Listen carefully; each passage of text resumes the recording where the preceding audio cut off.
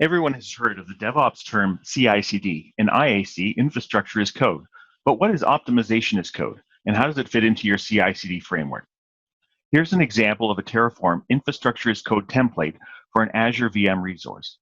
Infrastructure as code will automate your cloud resource selection, but often creates operational risks and high cloud costs because the selection of resources is hard-coded in the template and represents a micro-purchase of a specific cloud resource.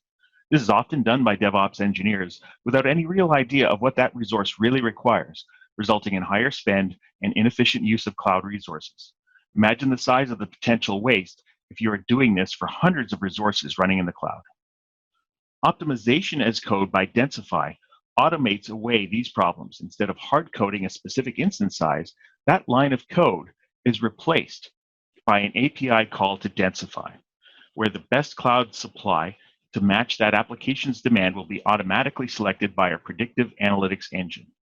As the resource requirements change over time, Densify will continue to select the optimal cloud supply. This works for Terraform, CloudFormation, Ansible, or any infrastructure as code or configuration management system. One line of code to ensure the optimal resource selection every time. You already know CI/CD. Welcome to CO, Continuous Optimization by Densify.